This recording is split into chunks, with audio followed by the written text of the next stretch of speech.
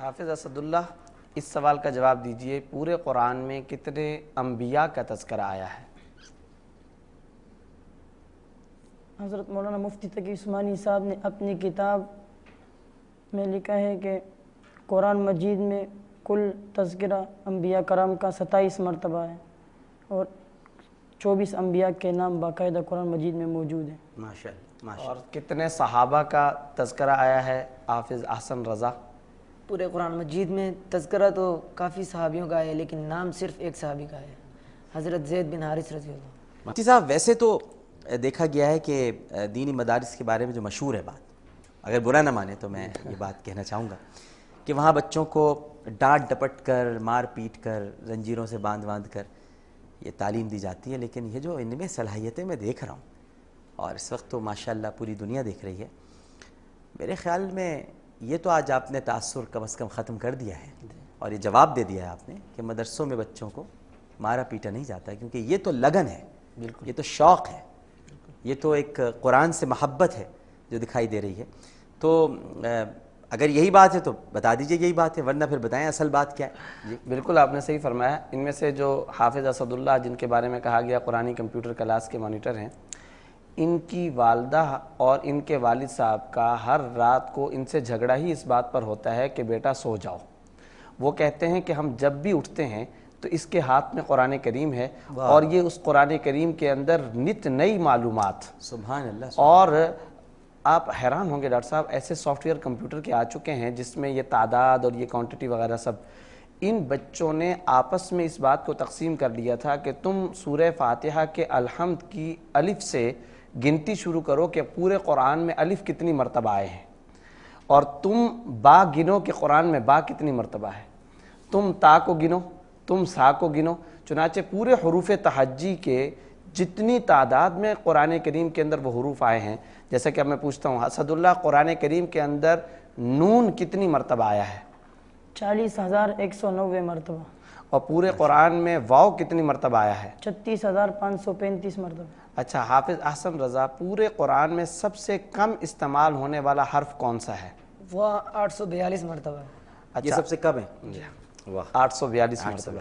اچھا سب سے زیادہ استعمال ہونے والا حرف حافظ احسن رضا کون سا ہے؟ الف 48,874 مرتبہ۔ ماشاءاللہ ماشاءاللہ۔ اب ان بچوں نے کیا کام شروع کیا، یہ محنت کا آپ اندازہ نہیں لگا سکتے ڈاکٹر صاحب، کہ انہوں نے باقاعدہ انگلی رکھ کے گنتی شروع کر دی واہ واہ، کہ الف کتنی مرتبہ آیا ہے، با کتنی مرتبہ ہے، جیم کتنی مرتبہ آیا ہے، اور یہ چیز ظاہر ہے کہ پٹائی سے کبھی نہیں حاصل ہو سوال ہی سکتی۔ پیدا نہیں ہوتا۔ یہ تو ذاتی شوق ہے، لگن ہے۔ امی ان کو بار بار کہہ رہی ہیں کہ تم سو جاؤ، اور یہ کیا کر رہے ہیں ہر روز۔ اور اس کلاس میں ایک اصطلاح مشہور ہے، وہ بھی بتاتا چلوں، آج کی نئی بات۔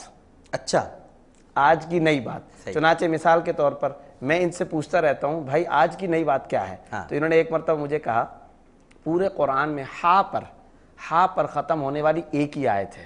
میں نے کہا اچھا بھی وہ کون سی؟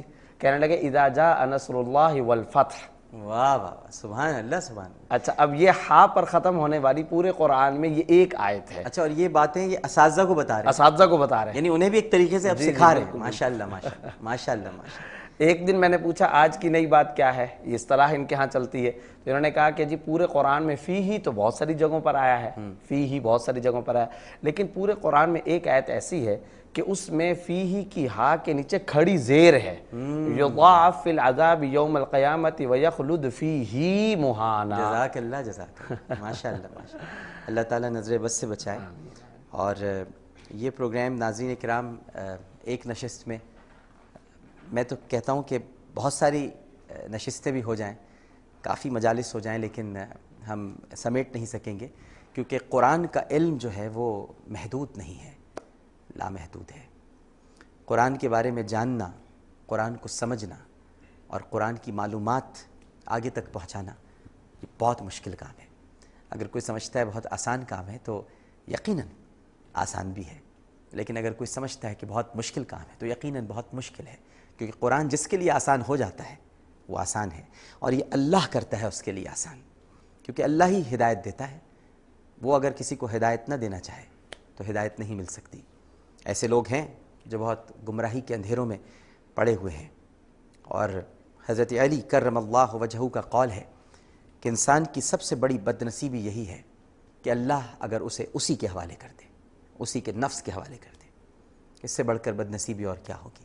لیکن اگر رہنما اچھے مل جائیں، اساتذہ اچھے مل جائیں، تو پھر حافظ اسد اللہ، حافظ احسن رضا، اور ہم ایک اور بچے کو بلائیں گے حافظ بلال، ان جیسے بچے ماشاءاللہ پیدا بھی ہوتے ہیں، ہمارا سر بھی فخر سے بلند کرتے ہیں، امت مسلمہ کو بھی ایک روشنی دیتے ہیں، قرآن سمجھنے، سیکھنے اور پڑھنے والوں کے لیے ایک انسپریشن بنتے ہیں، ایک روشن قندیل بنتے ہیں، ایک منبع نور بنتے ہیں، ایک حرف ہدایت بنتے ہیں۔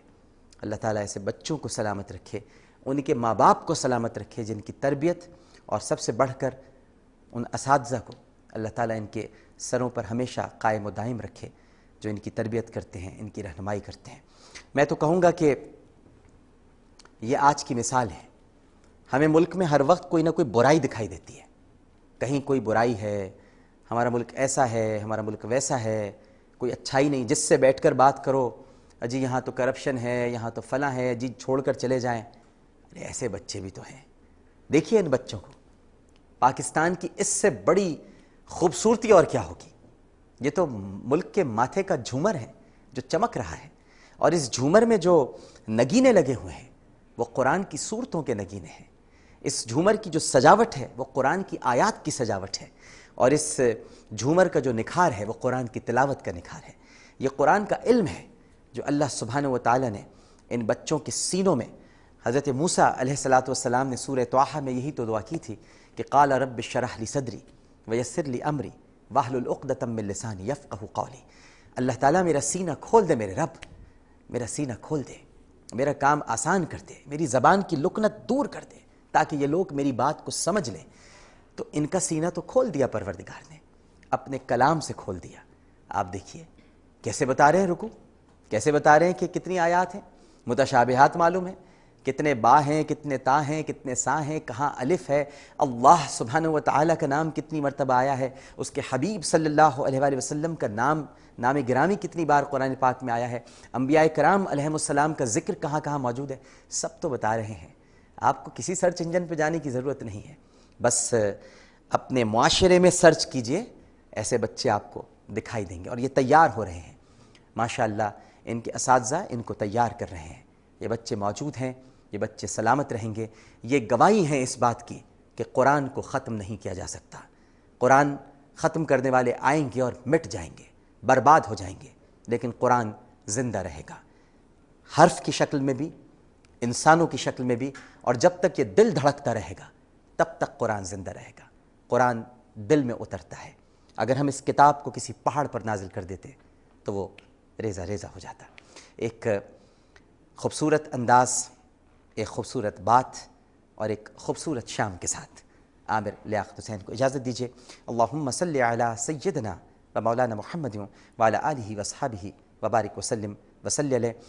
اگلے پروگرام میں یعنی کل ہم پھر ان بچوں کے ساتھ دوبارہ حاضر ہوں گے۔ پروگرام پیش کرتے ہوئے اگر کوئی غلطی ہو گئی ہو، کوئی سہو، تو اپنے رب کے حضور معافی کا خواستگار ہوں، اس اپنے پن کے ساتھ کہ اپنا بہت خیال رکھیے گا۔ اللہ حافظ۔